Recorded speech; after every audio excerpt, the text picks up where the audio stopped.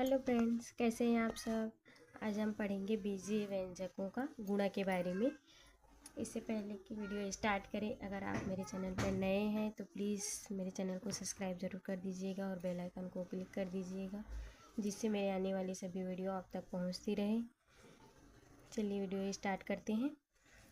आज हम पढ़ेंगे बीजीय व्यंजकों का गुणा। बीजीय व्यंजक, दो बीजीय व्यंजक है तो उसके बीच आपस में गुणा कैसे होगा। एक पद वाले बीजीय व्यंजक है तो उसके बीच आपस में गुणा कैसे होगा, और एक पद वाले बीजीय व्यंजक का बहुपद वाले बीजीय व्यंजक के साथ गुणा कैसे होगा, ये सब आज हम पढ़ने वाले हैं। प्लीज़ इसके लिए आप वीडियो को स्किप मत कीजिएगा, पूरा वीडियो देखिएगा, जिससे आपको बीजीय व्यंजकों का आपस में गुणा कैसे करना है ये समझ आ जाएगा। ठीक है, चलिए वीडियो स्टार्ट करते हैं। बीजीय व्यंजकों का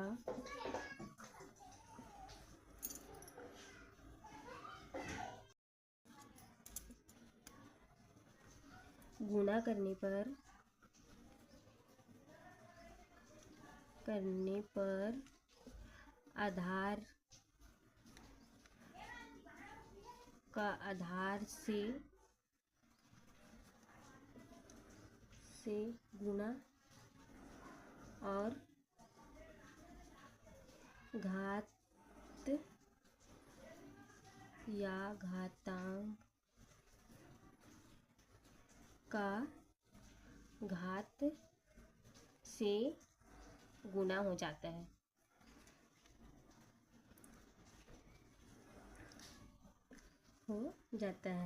बीजीय व्यंजक का गुणा करते हैं तो क्या होता है, आधार का आधार से गुणा हो जाता है और घात का घात से गुणा हो जाता है। घात को घातांक भी बोलते हैं। अभी इससे पहले मैंने घातांक का वीडियो डाला है, अगर आपको नहीं समझ में आएगा तो फिर वो वीडियो आप जाकर देख सकते हैं। ठीक है, चलिए स्टार्ट करते हैं। जैसे कि समझ लेते हैं, जैसे क्या है, 2x है, ये क्या है, बीजीय व्यंजक है, और गुणा करेंगे 3x के साथ। एक बीजीय व्यंजक का दूसरे बीजीय व्यंजक के साथ गुणा करेंगे तो इसका गुणा कैसे होता है, ये क्या है, आधार है तो इसका गुणा आपस में हो जाएगा और घातांक वाले का आपस में गुणा हो जाएगा। पूर्णांक है तो पूर्णांक से गुणा करेंगे, 2 गुणा 3, क्या है, पूर्णांक है तो पूर्णांक आपस में गुणा हो जाएगा। और ये क्या है, चारांक है तो चारांक का क्या हो जाता है, घात आपस में जुड़ जाता है।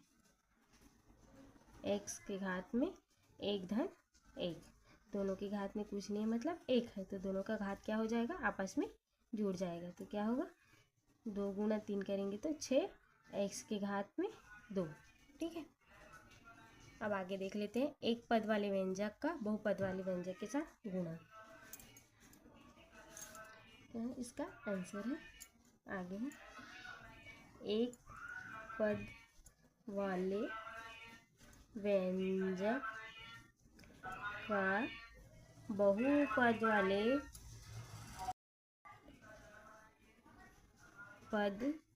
वाले व्यंजक से गुणा। ठीक है, एक पद है तो मान लेते हैं पहला पद क्या है, a है, और दूसरा पद क्या है, b धन c धन d, ये क्या है, दूसरा पद है। ठीक है, चलिए इसका गुणा कैसे करेंगे, a का गुणा b से करेंगे, फिर a का गुणा c से करेंगे, फिर a का गुणा d से करेंगे। ठीक है, तो a गुणा b धन a गुणा c धन a गुणा d, a गुणा d, तो क्या आ जाएगा, ए बी धन ए सी धन ए डी। ठीक है, एक पद वाले व्यंजक का बहुपद वाले व्यंजक से गुणा। ठीक है, चलिए आगे देख लेते हैं। 2 पद वाले व्यंजक का 2 पद वाले व्यंजक से गुणा।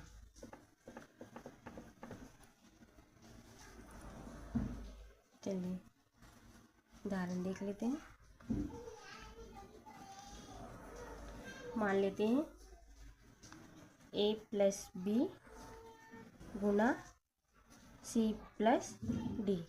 क्या है, दो पद है, a और b दो पद हो गए और c और d दो पद हो गए। दो पद वाले व्यंजक का दो पद वाले व्यंजक के साथ गुणा। चलिए इसको क्या करेंगे, वितरण नियम फॉलो करेंगे इसमें। तो a का गुणा c से करेंगे, ए सी धन a का गुणा d से करेंगे, ए डी। फिर प्लस है बीच में, तो प्लस b का गुणा c से करेंगे, बी सी धन b का गुणा d से करेंगे, बी डी। क्या किए, वितरण नियम लगाए यहाँ पर। यहाँ लिख देती हूँ, वितरण नियम से।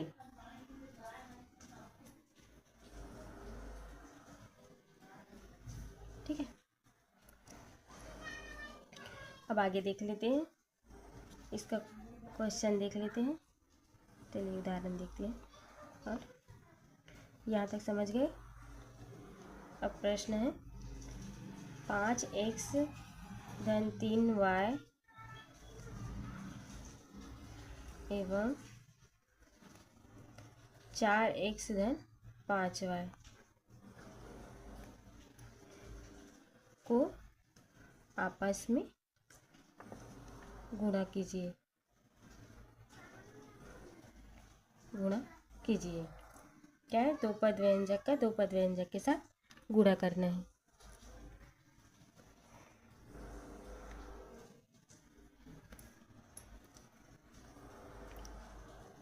क्या करेंगे, 5x धन 3y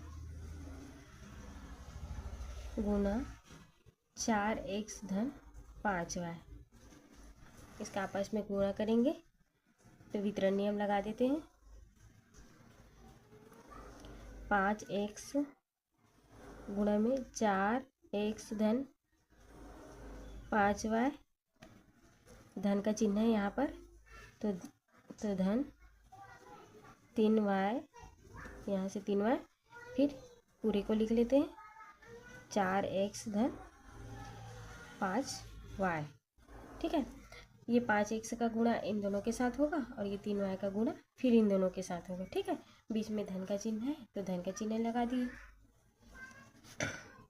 अब क्या करेंगे, 5x गुणा 4x, तो 5 गुणा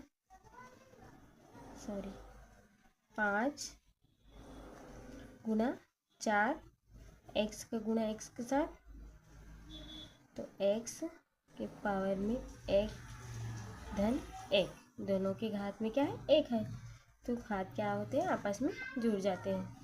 ठीक है, फिर धन का चिन्ह है तो धन का चिन्ह, फिर 5 गुणा 5, 5 गुणा 5, x और y, x y, फिर धन 3y का गुणा 4x के साथ, तो 3 गुणा 4 y x, धन क्या है यहाँ पर 3y गुणा 5y, 3 गुणा 5 y के घात में 1 धन 1। ठीक है, आगे क्या आएगा, 4 गुणा 5 करेंगे तो 20 x के घात में 2, 20 x का वर्ग धन 5x और 5y का गुणा करेंगे तो 25 x y धन 3y और 4x का गुणा करेंगे तो 12 y x धन 3y और 5y का गुणा करेंगे तो 15 y का वर्ग। ठीक है, अब फ्रेंड्स देखिए यहाँ भी क्या है, x और y है और यहाँ भी x y है, तो दोनों के दोनों के चरांक क्या है, सेम है, तो ये दोनों आपस में जुड़ जाएंगे, तो गुणांक आपस में जुड़ जाएंगे। 20x का वर्ग धन 25 में 12 को जोड़ेंगे 34x y धन 15y का वर्ग। फ्रेंड्स, ये x का आंसर है। यहाँ तक तो आप लोगों को समझ आ गया होगा। चलिए आगे देख लेते हैं। आगे उदाहरण देख लेते हैं। उदाहरण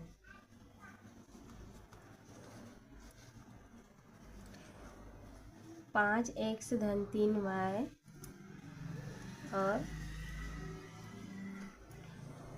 x धन y का आपस में गुणा कीजिए। और क्या करना है, एवं x बराबर 3 y बराबर ऋण 2 के लिए गुणनफल की जांच कीजिए। क्या करना है, गुणनफल की जांच कीजिए।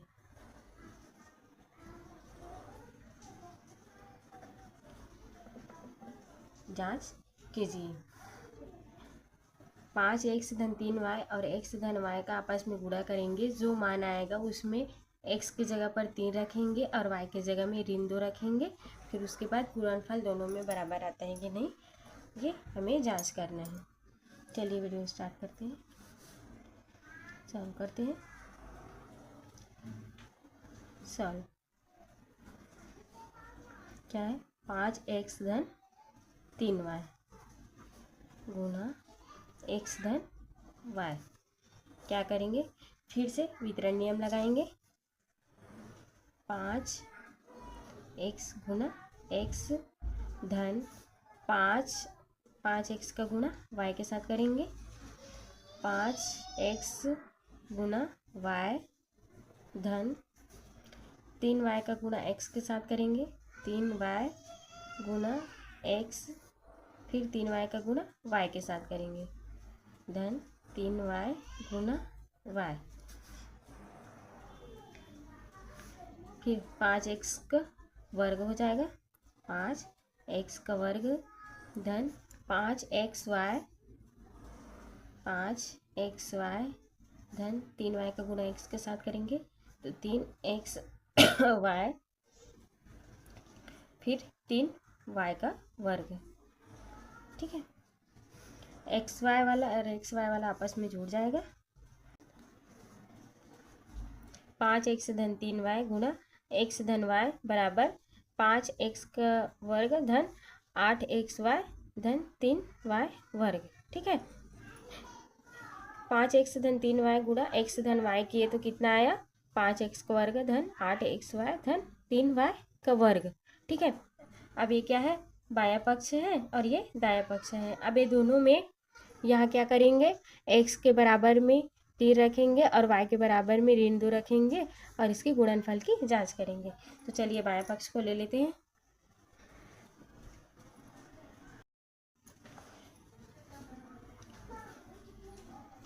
बाया पक्ष बराबर 5x धन 3y गुणा x धन y। क्या करेंगे, इसमें x बराबर 3 और y बराबर ऋण 2 रखने पर। ठीक है, चलिए रखते हैं। 5x की जगह में क्या रखेंगे, 3 रखेंगे, धन 3 y की जगह में ऋण 2, फिर क्या है, गुणा का चिन्ह है, x की जगह में 3 और धन y की जगह में ऋण 2। 5 का गुणा 3 से करेंगे तो 5 या 15 धन 6 का 3 का गुणा 2 से करेंगे ऋण 2 से तो ऋण 6 गुणा 3 में 2 गया तो 1 का गुणा इसके साथ करेंगे तो इतना ही आएगा। तो क्या होगा 15 ऋण 6 बराबर कितना हो जाएगा 9। ठीक है, बायां पक्ष निकाले तो कितना आया, बायां पक्ष 9 आया। ठीक है, अब दायां पक्ष में रख कर देख लेते हैं। दायां पक्ष बराबर 5x का वर्ग धन 8xy धन 3y का वर्ग। चलिए मान रखते हैं। 5x का वर्ग मतलब 3 का वर्ग धन 8x की जगह में 3 और y की जगह में ऋण 2 धन 3 ऋण 2 का वर्ग।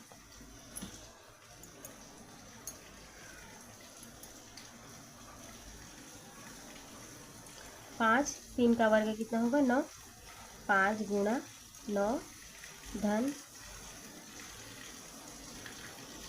2 और 3 और ऋण 2 का गुणा करेंगे तो ऋण 6 और 8 का गुणा 6 से करेंगे तो 48। तो कितना आएगा ऋण 48 धन 3 और 2 ऋण 2 का वर्ग करेंगे तो 4 आ जाएगा। ये वर्ग सम संख्या है, 2 है तो सम है तो फिर ये धन में आ जाएगा। तो फिर 3 गुणा 4 12,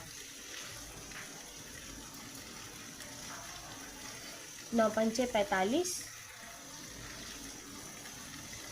ऋण 48 धन 12। 45 में 48 को घटाएंगे और 12 को जोड़ेंगे तो कितना आएगा 9। ये क्या है दायां पक्ष। और किसके बराबर है, बायां पक्ष के बराबर। बायां पक्ष सॉल्व हो गया, ये इसका आंसर है, आंसर। ठीक है फ्रेंड्स, हमारा आज का वीडियो आपको कैसा लगा प्लीज़ कमेंट ज़रूर कीजिएगा। और अभी तक आपने अगर बेल आइकन को क्लिक नहीं किया है तो प्लीज़ बेल आइकन को क्लिक कर दीजिएगा और लाइक एंड सब्सक्राइब ज़रूर कीजिएगा please. Thank you friends, thank for watching.